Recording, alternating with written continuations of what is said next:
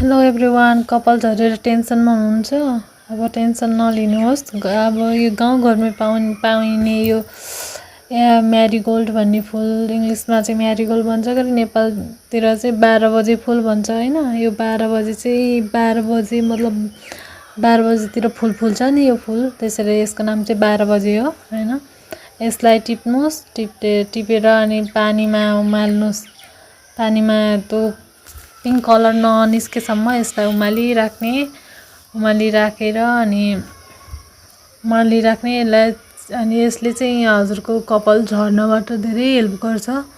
अनि हजुरको कपाल बलियो पनि हुन्छ अनि झर्नबाट धेरै हेल्प पनि गर्छ हैन। जुन सिस्टरले मलाई इनबक्समा आएर सिस्टर मेरो कपाल झर्यो, यस्तो भयो भनेर समस्याहरू भन्नुभएको थियो नि त, यो चाहिँ सिस्टरहरूको लागि भिडियो बनाएको छु। अनि यो बोतल चाहिँ मैले 1 हप्ता भयो मैले युज गरेको।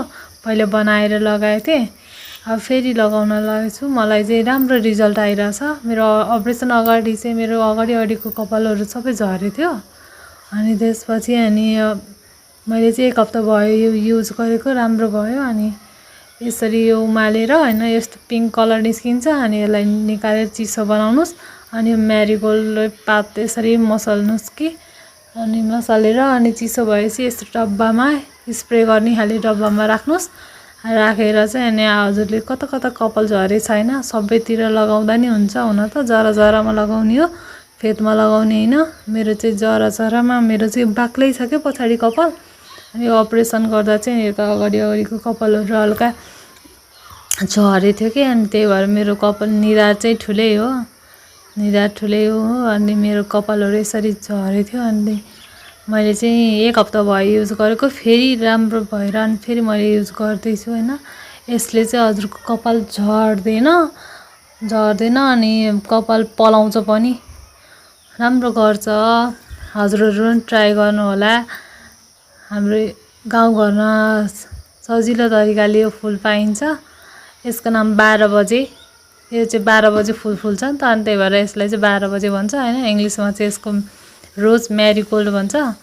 यो फुल चाहिँ राम्रो हुन्छ। हजुरले यो युज गर्यो भने बिहान एकचोटि स्प्रे गर्नुहोस्, अनि बेलुका सुत्ने बेला नि स्प्रे गर्नुहोस्। यसले स्प्रे गरेर नुहाउनुपर्छ, तुरुन्त नुहाउनुपर्छ भन्ने हुँदैन। हजुरले हैन हप्तामा एकचोटि नुहाए नि हुन्छ, तर स्प्रे चाहिँ गरिरहनुहोस्। जरामा जता कपाल झरेको त्यता स्प्रे गर्नुहोस्।